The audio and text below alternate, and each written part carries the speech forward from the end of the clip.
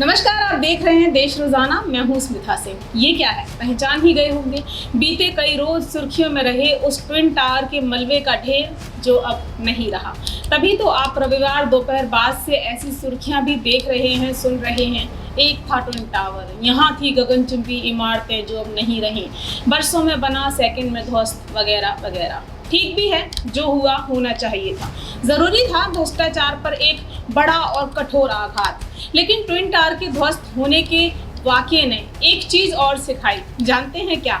जब कोई लुट रहा होता है ना, तो तमाशबीनों का बड़ा हुजूम इकट्ठा हो जाता है। और दूसरी ये कि गलत, भ्रष्ट और धोखाधड़ी पर खड़ी किसी चीज का वजूद बड़ा या लंबा नहीं होता, फिर चाहे वो आसमान छूता ट्विन टावर ही क्यों ना हो। ट्विन टावर्स के गिरने का वो 12 सेकंड वाला दौर देखने न जाने कहां से लोग पहुंचे। आगरा का रियाज अपने परिवार के साथ करीब 200 किलोमीटर का सफर तय करके ये देखने आया कि कैसे इतनी बड़ी बिल्डिंग गिरेगी। कितनों ने सेल्फी ली, वीडियो बनाए, धड़ाधड़ शेयर हुए। आगा पीछा कुछ नहीं जानते, बस देखना था कि 100 मीटर से भी ऊंची ये इमारतें 12 सेकंड में जमीन पर कैसे आएंगी। जो इमारतें पलक झपकते गिर भी गईं और मंजिलों ऊंचे मलबे में तब्दील भी हो गईं। ये तो देख लिया आपने, एक बार फिर समझिए कि ऐसा हुआ क्यों और अब आगे क्या होगा। रविवार 28 अगस्त घड़ी में 2:30 बजा और एक धमाके में वो 2 टावर जो 32 और 29 मंजिल बरसों में बन के खड़े हुए खाक हो गए। और रह गया क्या? 80,000 टन मलबा जो अब 6 मंजिल की इमारत जितनी ऊंचाई में बैठ चुका है। और इसे सपेरने में 3 महीने का लंबा वक्त लगेगा।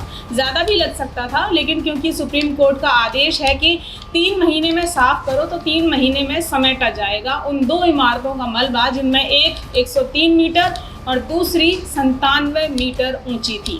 खैर, ये ट्विन टावर चर्चा और सुर्खियों की वजह इसलिए बना क्योंकि अब तक ध्वस्तीकरण की इतनी बड़ी कार्रवाई कहीं नहीं हुई जिसमें ऐसी गगनचुंबी इमारत को इस तरह ध्वस्त किया गया हो। देश में अवैध निर्माण और भ्रष्टाचार की किसी बिल्डिंग पर की गई ये सबसे बड़ी अब तक की कार्रवाई है, जिसका असर दूर तक हो रहा है। जो शोर इन इमारतों के रहते नहीं था, वो शोर इनके जमींदोज होने के बाद भी सुनाई पड़ रहा है। क्योंकि सुपरटेक की दूसरी परियोजनाओं में अपना पैसा लगाने वाले, घर खरीदने वाले अब ये सवाल पूछ रहे हैं कि असली गुनहगारों को सजा कब मिलेगी। कई लोग ऐसे हैं जिन्होंने सालों पहले अपने घर बुक कराए, लेकिन उन्हें अभी तक पोजीशन नहीं मिला। लोगों की ये भी चिंता है कि दूसरी परियोजनाओं में भी गड़बड़ी हुई तो उसकी जांच कब होगी। बिल्डर के पास तो पैसों की तंगी है। ट्विन टावर के फ्लैट खरीदारों को तो सुप्रीम कोर्ट के आदेश पर पैसों की व्यवस्था करके भुगतान कर दिया जाएगा, लेकिन ऐसे खरीदार जिन्हें ना अभी तक फ्लैट मिले, ना रकम का आता पता, वो क्या करें। सबके सवाल, विडंबना, चिंताएं और परेशानियां 100% सही हैं और जवाब है एक और लंबी लड़ाई।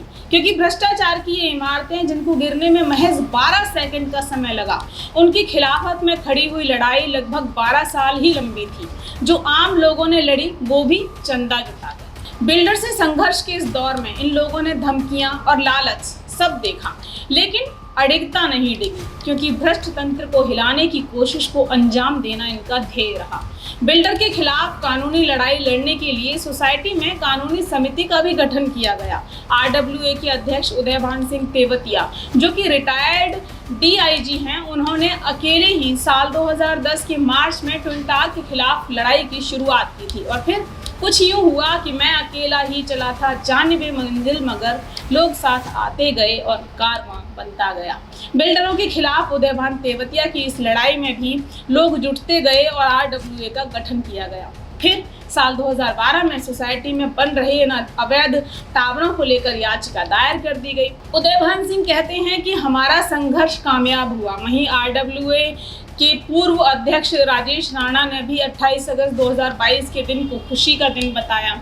इसके एक सदस्य थे MK जैन, जिनकी इस कानूनी लड़ाई में महत्वपूर्ण भूमिका रही, लेकिन बीते साल कोर्ट का फैसला आने से पहले ही उनका निधन हो गया। करीब 400 फ्लैट मालिकों द्वारा शुरू की गई इस लड़ाई में नोएडा प्राधिकरण से कोई संतुष्ट जवाब या समर्थन नहीं मिला तो कानूनी समिति का गठन किया गया, लेकिन जंग के लिए जरूरी थी रकम, जिसके लिए चंदा इकट्ठा हुआ। लड़ाई हाईकोर्ट में पहुंचने के बाद सोसाइटी के फ्लैट मालिकों से 3-3 हजार रुपए चंदे के रूप में जुटाए गए और तब जाकर 11 अप्रैल 2014 को हाईकोर्ट ने टार गिराने का आदेश दिया, जिसके बाद 400 की टीम में अब पूरी सोसाइटी शामिल हो गई। यहाँ दुखद बात ये रही कि जब तक हाईकोर्ट ने ट्विन टावर पर रोक लगाई और इसे गिराने के आदेश दिए, तब तक एपेक्स टावर के 600 से ज़्यादा फ्लैट बुक हो चुके थे।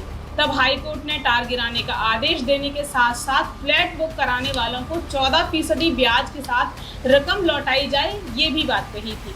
इसके बाद बिल्डर सुप्रीम कोर्ट पहुंचा, लेकिन यहाँ भी हाईकोर्ट के आदेश को सही ठहराते हुए दोनों टावर को गिराने के आदेश पर सुप्रीम कोर्ट ने अपनी मोहर लगा दी।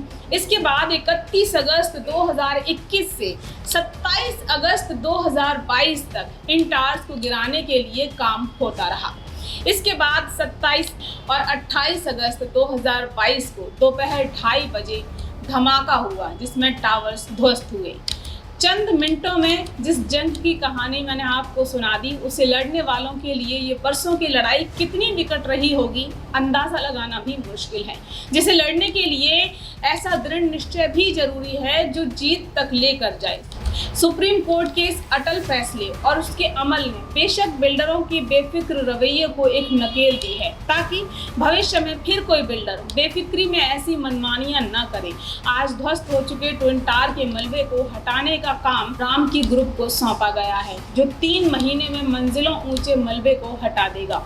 इस 80,000 टन मलबे में से 46,000 टन मलबे से दोनों टावर्स के बेसमेंट और आसपास के एरिया को भरा जाएगा, भराव किया जाएगा और बचे हुए मलबे की रिसाइकलिंग होगी। Civil, environmental and waste management infrastructure के सेक्टर में काम करने वाली रामकी ग्रुप के पास मलबे को ट्रीट करने की वैज्ञानिक टेक्निक है और नोएडा के ही सेक्टर 80 में इस ग्रुप का construction and demolition processing plant है, जहां रोजाना 300 टन वेस्ट की प्रोसेसिंग की जा सकती है। यहीं ट्विन टावर के मलबे को रिसाइकल किया जाएगा और इसके बाद इस मटेरियल से गिट्टी, सीमेंट और टाइल्स बनाई जा सकेंगी। इसके लिए नोएडा अथॉरिटी और उत्तर प्रदेश प्रदूषण बोर्ड से भी मंजूरी ग्रुप को मिल चुकी है। बता दें कि 2.5 एकड़ की वो ज़मीन जिस पर चंद रोज पहले तक ट्विन टावर खड़ा दिखाई देता था, कुछ महीनों बाद हरे भरे गार्डन में ये ज़मीन तब्दील हो जाएगी। और यही तो वो मुद्दा था कि बायर्स को सोसाइटी के लेआउट में ये ज़मीन ग्रीन एरिया दिखाई गई थी और बना दी गई 2 गगनचुंबी इमारतें, जिन्हें वापस जमीन बनाने के लिए जमीन से जुड़े लोगों को देश की सबसे ऊंची अदालत तक पहुंचना पड़ा। लेकिन सवाल ये कि क्या ऐसे दमदार भ्रष्टाचार के खिलाफ हर कोई इतनी बड़ी जंग लड़ने में सक्षम है? बहुतों के हौसले तो महीनों में ही पस्त हो जाते हैं। फिर जायज़ मांग के साथ भी वर्षों की लंबी लड़ाई क्या सबके बस की बात है? शायद नहीं। तो फिर एक और सवाल जिसका जवाब सुनिश्चित नहीं कि फिर कैसे जड़ से खत्म होगा ऐसा भ्रष्टाचार। इसके लिए ज़रूरी है भ्रष्ट तंत्रों पर ऐसे आघात और कानून का कड़ा प्रहार। देखते रहिए देश रोजाना। अभी के लिए इतना ही, फिर मिलेंगे किसी नए मुद्दे को लेकर। वीडियोज़ अगर पसंद आ रहे हैं तो लाइक और शेयर करते रहें। नमस्कार।